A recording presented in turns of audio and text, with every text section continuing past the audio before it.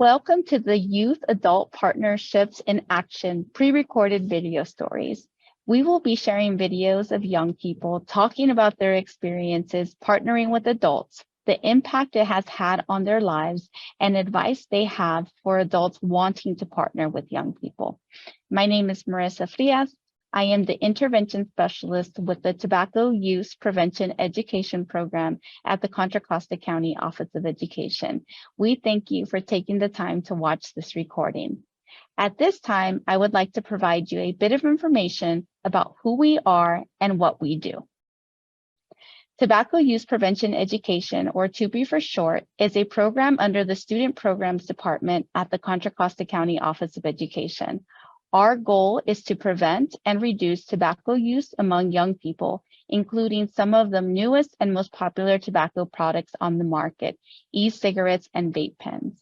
Our team works alongside all 18 school districts in our county, as well as provides direct services to students in our county office programs. Our approach is comprehensive, and it includes classroom-based prevention programs in participating middle and high schools, support for those currently using tobacco, programs and activities that engage young people as our partners in prevention, staff professional development, and family and community engagement. Our team consists of 7 professionals who provide technical assistance to school districts to develop and implement effective, comprehensive tobacco education programs. We work alongside hundreds of adults and young people who are part of our larger TUPE network, including district administrators, site-level coordinators, curriculum instructors, intervention providers, community partners, and hundreds of peer educators to implement TUPE program across the county. We will begin with an overview of youth-adult partnerships, followed by video stories from young people, and ending with some tips and resources for adults. Now I have the honor of introducing my colleague, Nicole Square. Yes, thank you, Marissa. My name is Nicole Square. I'm a youth development specialist with the Contra Costa County Office of Education, with the Tobacco Use Prevention Education Program, also known as TUPE. We train peer educators, grades 6 through 12, in, as the title sounds, to be peer educators. We teach them about all the dangers of tobacco products, including vape pens, so that they can take that information and inform their peers and their community about the dangers of tobacco. I also have the great honor of working with our County Youth Health Coalition, also known as Courage, that is representative of 34 students grade 8 through 12. And when working with young people, I'm just going to kind of give you our philosophy, how we do things here at the Contra Costa County Office of Ed, and more importantly in the TUPE program.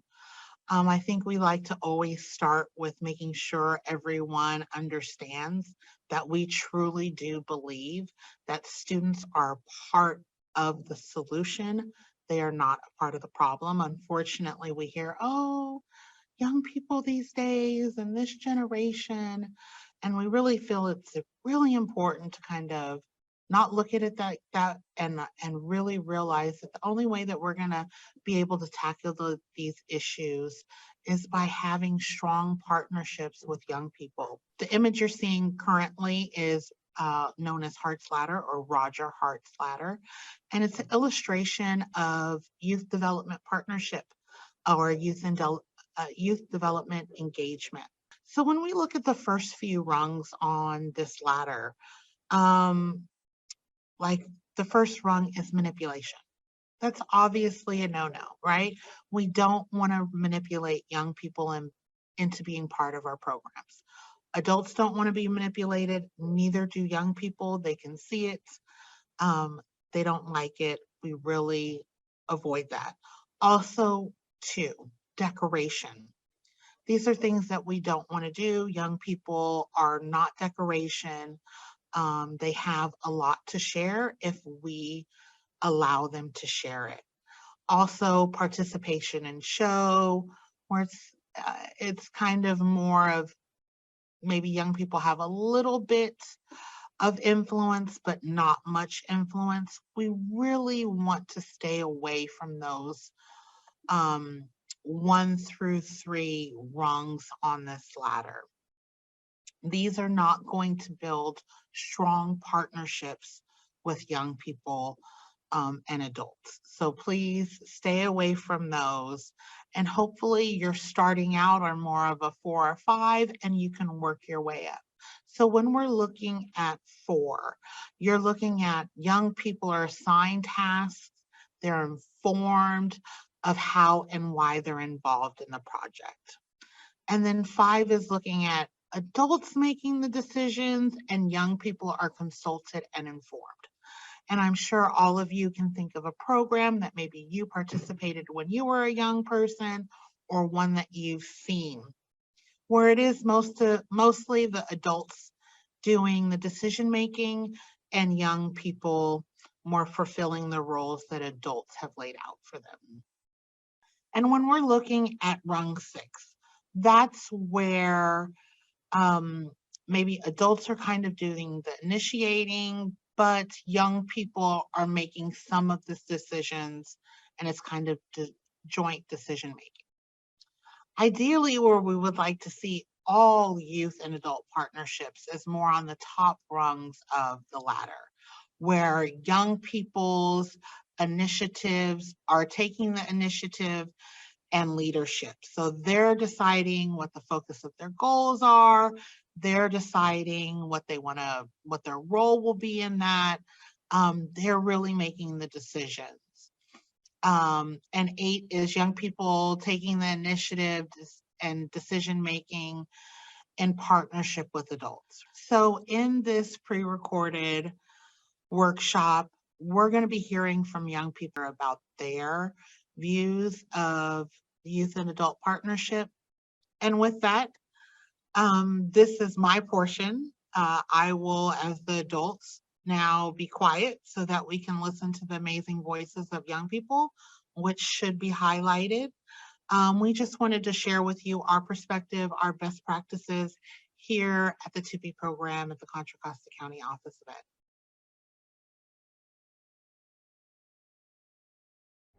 Hi, I'm Jordan. I'm part of the Antioch High School Peers program. And basically peers, we help out people around the school. So if they need help like one-on-one, we can talk to people. If they need help like with a dispute of any kind, we can mediate that. Recently we started working with people at the district for the PIE program. And that's to help people who are like using on campus. Hi guys, my name is Philip Cow and I am a sophomore at Northgate High School, and I'm also a member of Courage, the coalition to advocate against teen smoking, marijuana drinking, and also vaping.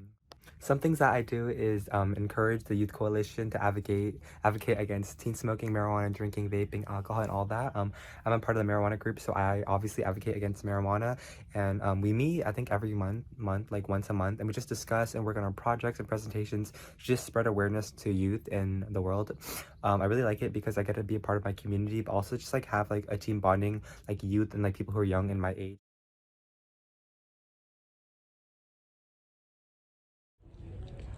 Hi, I'm Emily Vargas. And I'm Riley Felt. And we're from the peer program from Antioch High School. One of the best things was knowing that everything I had said to give a response was going to be heard and be taken into account when furthering our development in our PIE booklet.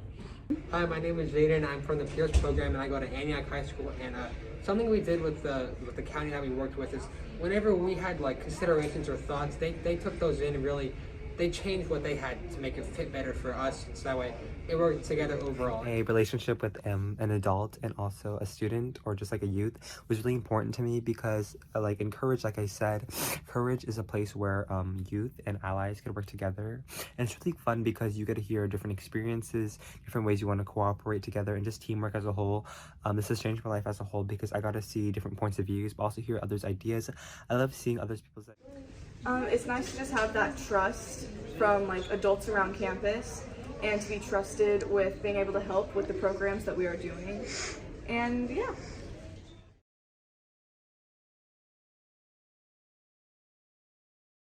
one piece of advice I would have for those adults working with students is that actually listen to their input, because I think students' input can be very valuable from a different perspective, and just if we actually work together and make something really good, it'll turn out really well.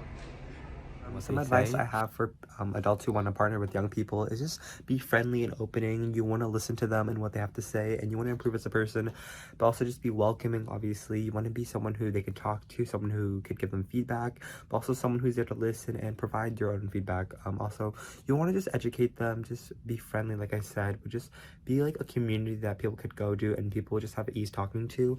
I think people attract towards people who are just nice towards them, someone who's kind, just friendly, waving at them. I don't know. As a whole, just be someone who's understanding, compassionate, and if you really wanted to have a better connection with them, just like talk to them deep sometimes. Like, it's okay to go out of your comfort zone, but just know when the boundaries are and just set boundaries and just be able to be comfortable with yourself and also others. Some advice we want to give to adults that are looking towards partnering with kids is making sure that you hear everything that a child or adolescent wants to explain. And I know a lot of teens have problems, staying focused on one thing. So maybe add like activities or little breaks so they can have like a chance to just walk around and move around. And like something we would tell the teens to do to make it easier for them is just try your hardest and not take out the phones and just focus more. I really like the idea of us being heard. Like all of our feedback went directly back into the pamphlet of it. Right, and then they brought it back, showed it to us, and the cycle continued. Yep. Yeah, awesome. Thanks, guys. All right. So here we wanted to share some tips with adults. Just some things that we keep in mind anytime we're working with young people. Number one is be real, be authentic. Young people specifically can sense fakeness. It's not going to work out. It's really important to be real. Also, we're partnering with young people. We say it 1,000 times. They are the solution, not the problem. Really important to remember that. Also, engaging young people. Be patient. It may not happen on the timeline that you foresaw. And it's really important, if you want their opinions, that you're open to listening to their opinions. It may not be what you want to hear, but if you're wanting young people's buy-in, you have to be open to listening to their opinions. Something that I really advocate for is looking for those young people that other young people are listening to. Sometimes these people are not in your leadership class. Sometimes these people may be seen as quote unquote the class clown or someone else, but it's really important to look in your community or your school, like, who are young people listening to? This is someone that you want to be part of and have a leadership role, right? And it's really important when young people, we as adults can sometimes say, this is the problem, this is the solution. It's like I said at the very beginning, you have to listen to young people and you have to find out what impact they want to make, what they believe the solution is, and how they feel they can best participate in that. Again, this is not a one-time conversation. You're not going to be able to achieve this in one meeting. These are ongoing conversations that need to happen. It's also important that you set a positive example, right? If you want your youth to be good leaders, you as an adult ally need to model good leadership, right? It's really important. And the last one, I think not enough people talk about. And it's providing those benefits or incentives, or as we like to say, benefits of belonging, whether that be a peer education t-shirt, but food. Young people like to eat, feed them. It brings them in. Have snacks. If you're doing lunch, have, pizza, have lunch available, have snacks available. If it's after school, Make sure that food is available when young people are there, right? And also have fun, do engaging activities, icebreakers. It's really important that even though you are working towards a common goal or initiative, you make it fun. It's really important. Thank you. Lastly, I would like to leave us with some resources. The 2P website has a parent video series, tobacco cessation and quit resources, as well as recordings from our previous family and community engagement webinar series. Our health and wellness e-newsletter includes a parent corner where we share articles and resources. And the youth.gov and Stanford Tobacco Prevention Toolkit sites have positive youth adult partnership information and information on positive youth development. Please take a minute to bookmark these websites, and when you have an opportunity, browse for additional resources. This is our contact information. If you have any questions or need additional resources, please reach out and we will be happy to support you. We value and encourage your feedback. Please take a few minutes to complete the survey using the QR code or the link provided. It is available in both English and Spanish. And once again, thank you so much for being here and taking the time to view this recording. And thank you to those young people who were able to share their perspective this evening.